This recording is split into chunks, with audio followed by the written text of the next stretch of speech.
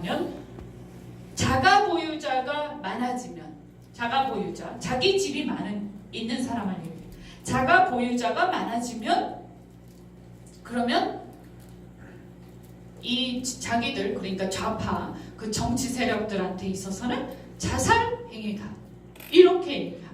그 책 안에 써져 있어요. 제가 그걸 딱 보는 순간 갑자기 모골이 속려해지더라고요. 아, 이 사람들 정말 내가 그냥 의심만 했는데 진짜 맞네. 자가 보유자 집이 조그만 집이라도 자기 집이 있으면 세금 안 내려고 하고 자기 집 지키려고 하고 그리고 부르주아지가 돼가지고 자본가가 돼가지고 막 이렇게 하기 때문에 자기들이 생각하는 정책 방향하고 같이 못 가는 거예요. 그래서 그 사회주의 정책에 대해서 반발하고 분노하기 때문에 표가 안 되는 거예요. 그 사람들 다 망해버려야 돼. 그리고 자가 보유 자기 집 잡고 살 수 있게 하면 안 돼. 그러니까 조그만 집이라도 1가구 1주택이라도 집을 살 수 있게 하면 안 되고 그냥 집 못 살게 대출도 막아버리고 그래서 무조건 임대아파트 배급 줘야 되는 거예요. 저는 그런 정치적 계산이 숨어있다고 생각합니다. 그런데요. 젊어서 예를 들어서 우리 청년들의 주택 문제에 있어서는 저는 그럴 수 있다고 생각해요. 그런데 그래도 우리가 젊어서는 임대라든가 청년주택 이런 것들을 위해서 좀 우리가 하고 그런 정책을 펴가지고 청년들이 뭔가 주거 문제를 고민하지 않게 해야 되지만 나이가 들어서 결혼을 하고 내가 아이를 낳고 그 다음에 나이가 계속 들면서 우리 아이가 커갈 때는 그래도 돈을 모아가지고 작은 집이라도 내 집을 갖고 싶은 그런 열정을 가지고 그런 욕망을 가지고 그렇게 막 뛰어야 그래서 돈을 모으고 대출도 받고 누가 자기 돈으로 100% 집 삽니까? 그렇게 하는 분위기가 되어야 국민들이 다 열심히 뛰지 않겠습니까? 네.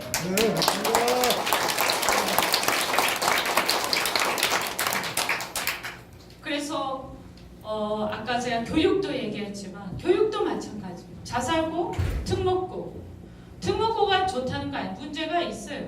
그러면 개선을 해야지. 그런데 중요한 건 뭐냐면 자사고 특목고의 제도가 문제가 있으면 그걸 개선하면 될 텐데 없애버려?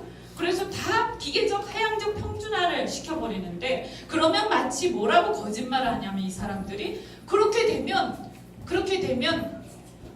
평준화가 되면 개천에서 용이 난다 이러는 거예요. 근데 가만히 생각해보면 다 평준화됐어. 근데 예를 들면 개천에서 용이라는 건 뭐예요? 용.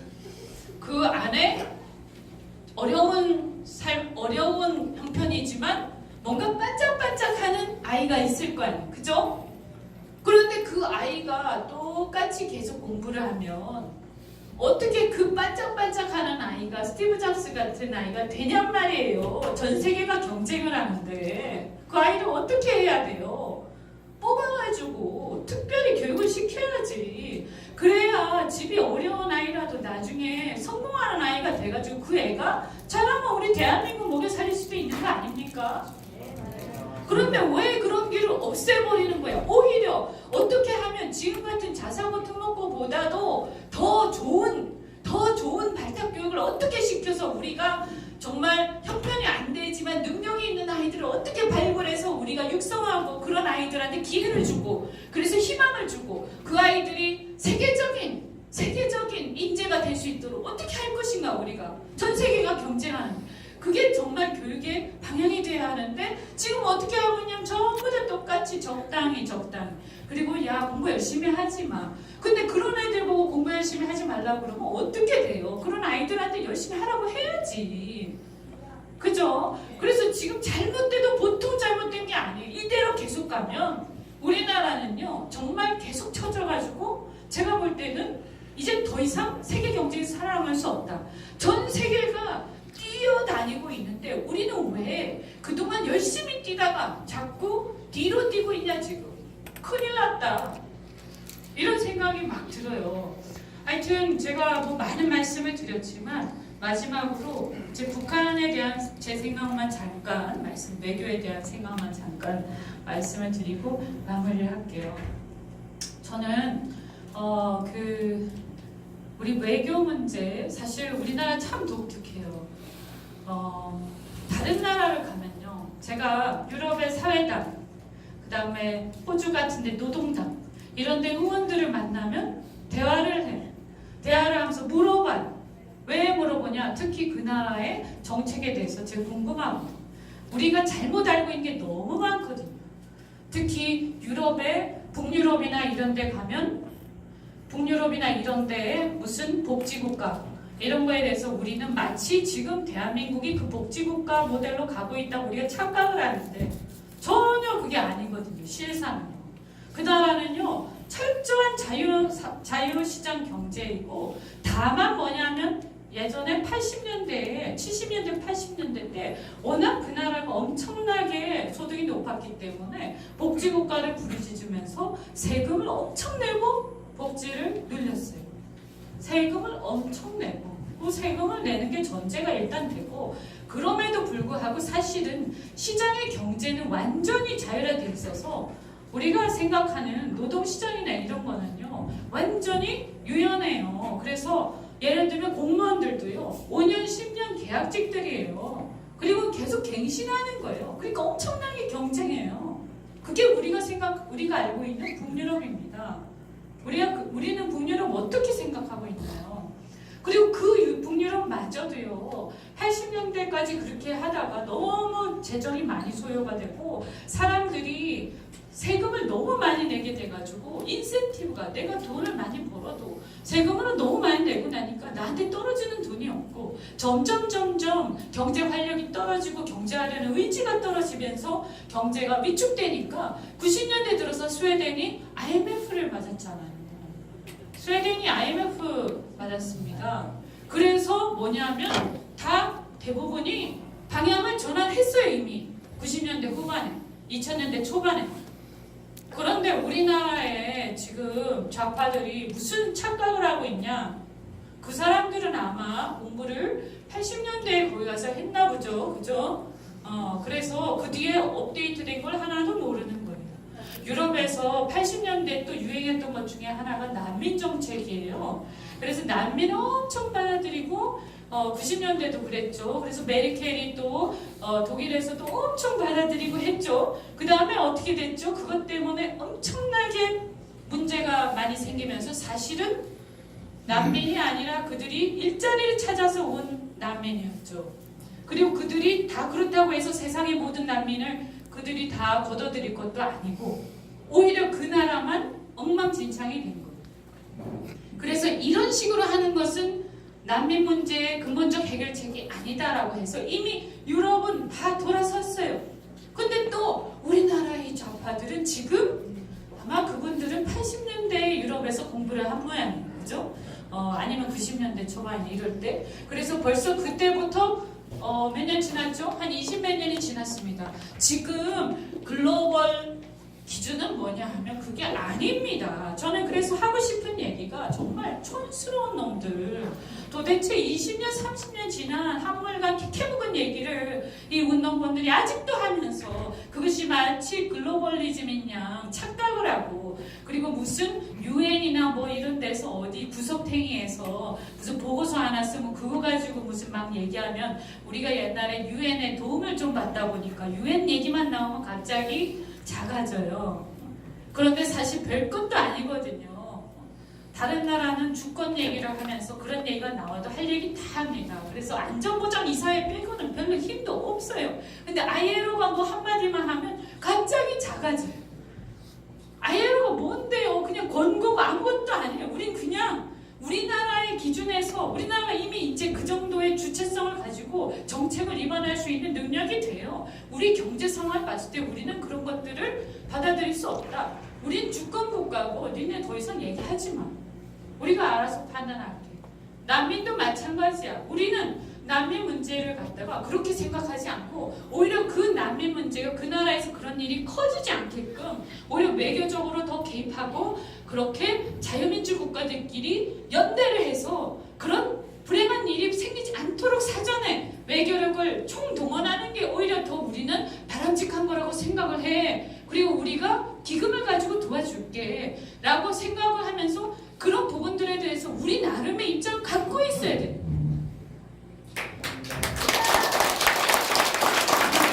그런데 이 정치인들이 전부 한물 가가지고 옛날에 80년대 생각하면서 지금 전 세계가 어떻게 돌아가는지 알지도 못하면서 옛날 얘기를 하면서 마치 그것이 글로벌 기준이냐 얘기하는 걸 보면 정말로 답답을 합니다.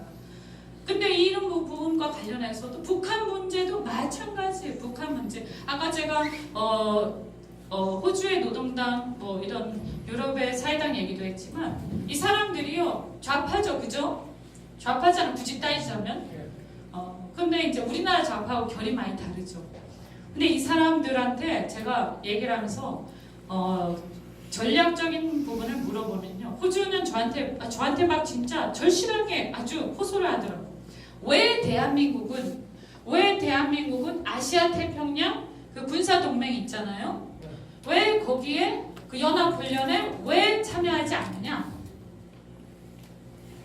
아시아 태평양에서 앞으로 가장 골칫거리가 될 수 있는 나라가 바로 중국인데, 물론 중국하고 경제적인 교류도 하고 해야 되겠지만, 그러나 이 중국의 팽창과 군사적 야욕은 굉장히 두렵다. 왜냐하면 자유민주주의 국가가 아니고 법치주의 국가가 아니기 때문이다. 그래서 우리 자유민주주의 국가들은 힘을 합해서 그런 경우에 대비를 해서 힘을 합해가지고 연합해서 대응을 해야 되는데 왜 바로 그 옆에 있는 대한민국은 항상 빠져있냐. 그렇게 호주의 노동당 의원이 저한테 얘기를 하더라고요. 그래서 꼭 참여를 해라. 그게 뭐냐면 우리나라 좌파는요, 북한 문제만 나오면요, 외교 문제만 나오면요, 국익이고 뭐고 없어요. 그래서 우리나라 좌파는 제가 보니까 좌파도 아니에요. 솔직히 말하면 좌파도 아니고, 제가 좌파라는 말을 붙여주는 게 조금 너무 과분한 것 같아요. 제 생각은 그냥 북한을 추종하는 사람들이야. 그냥, 그죠? 네. 여러 가지 표현이 있지만 제가 얘기는 안 하겠습니다. 그냥 북한을 추종해. 그래서 국익이고 나발이고 무슨 연합이고 뭐고 동맹이고 뭐고 없어.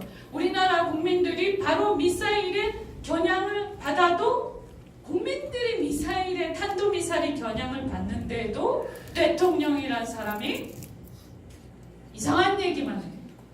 저는요, 그 얘기 듣는데 이 청와대 입장을 들을 때 정말 그럴 때는 진짜 막 정말 참을 수가 없어요. 저 사람들은 누구를 대변하는 것인가?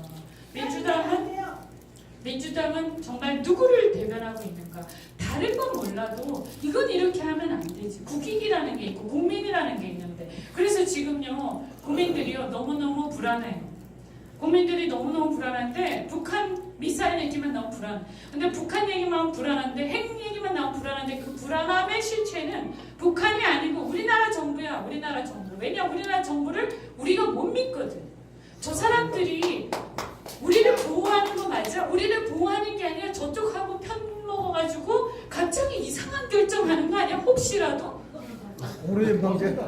아니 진짜로 저는 밤에 갑자기 벌떡 자다가 벌떡 혹시 이상한 결정, 혹시 설마. 그런데 만약에 이렇게 가다가 아무런 정치적 출구도 없고 만약에 정치적으로 막 이렇게 공지에 처하고 했을 때 혹시 설마 내가 혼자서 이런 생각을 하는 거겠지. 막 이렇게 하면서도 그런데 너무 불안한 거예요. 그래서 저 사람들은요, 보니까 저는 한마디로요, 우리가 이대로는 안 돼. 왜냐면 우리를 보호하기 위해서, 우리 스스로를 자위하기 위해서, 우리 스스로의 자위권을 갖기 위해서 이대로는 안 된다. 저는 특히 북한 문제나 우리의 국방 문제와 관련해서 이 정부에 분명하게 국민들이 저는 저항해야 된다고 생각을 합니다. 내 생명이야, 내 생명.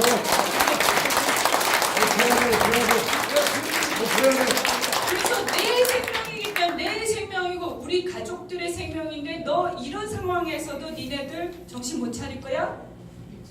그럼 물러나. 아니면 똑바로 해.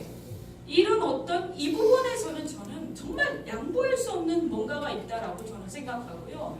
왜 이렇게 되냐? 이들은요 전근대 세력입니다. 전근대 세력. 왜 전근대 세력이냐?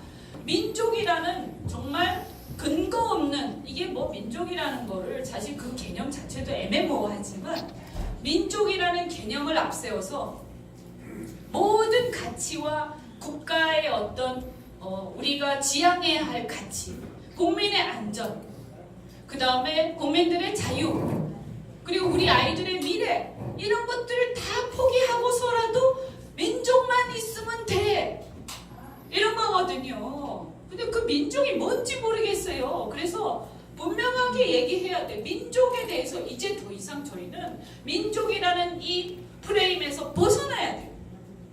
민족이라는 프레임에서 벗어나야 돼. 민족 얘기하면 갑자기 이 보수 세력들이 얘기하다가 갑자기 비슷한 얘기를 하고 앉아있어. 그러니까 일본 얘기하면 갑자기 비슷하게 일본을 막 욕하고 있어. 갑자기. 그죠? 그래서 민족이라는 개념, 이 프레임에서 벗어내. 우리한테 중요한 것은 가치야. 우리한테 중요한 것은 지금 우리가 누리는 자유, 우리가 누리는 자유, 우리의 재산, 우리의 안전, 우리의 생명, 우리 아이들의 미래지. 미국 뭐 민족 이게 뭐길래 밥 먹여주냐? 뭐 이런 거지. 그래서 분명하게 얘기해. 민족이란 얘기하는 사람들 의심하세요. 그리고 일본에 대해서도 마찬가지예요. 일본에 대해서도 가치를 중심으로 얘기를 해야 돼. 일본이 만약에 군국주의로 자꾸 가면 우리 비판해야 돼. 왜냐하면 우리는 자유민주주의를 수호하고 그런 면에서 우리는 일본하고 같은 협력관계에 있고 우방이기 때문에. 그런데 니네 우방, 우리는 니네와 같이 지금 현대 자유민주주의 국가로서 함께 이 세계의 인류들과 함께 우리가 더 이 세계를 행복하기 위해서 노력하는데 니네 왜 갑자기 군국주의로 가는 거야? 라고 지적해야겠죠. 그렇지만 그게 아니라면 옛날에 지나간 거 가지고 오버해가지고 허구한 날 계속 얘기하는, 이제 그만해야 돼요. 너무나 심각해요 이게. 그리고 이것이요 우리의 현재의 우리의 우방관계나 외교관계를 완전히 파탄내고 있는데 누구를 위한 것인가? 누구를 위한 것인가? 가만히 생각을 해보세요. 누구를 위한 반일감정인가? 그리고 그 반일감정의 실체는 무엇인가? 그리고 그 대상은 누군가? 지금 현재의 일본 정부는 자유민주주의 정부입니다. 약간 얄미울 때도 있지만 그건 그냥 감정일 뿐이죠.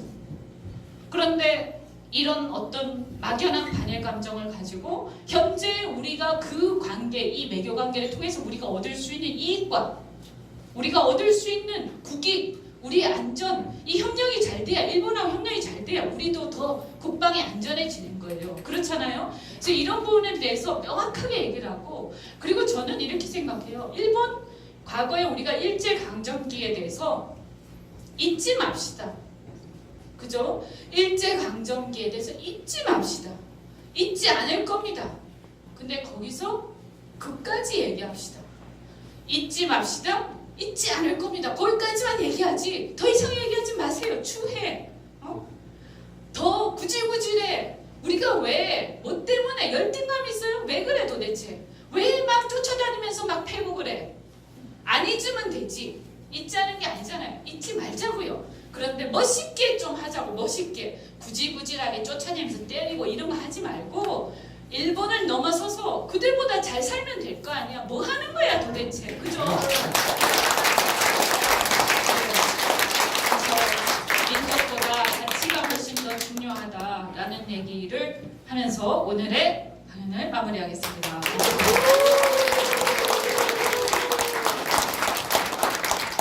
네, 좋은 강연해 주신 우리 이현주 의원님께 큰 박수 부탁드리겠습니다. 네, 다음은 저희가 이제 2부로 넘어가면서 이제 2부 넘어가면서 밴드 공연 하고 나서 이제 질의응답 시간 가질 거거든요.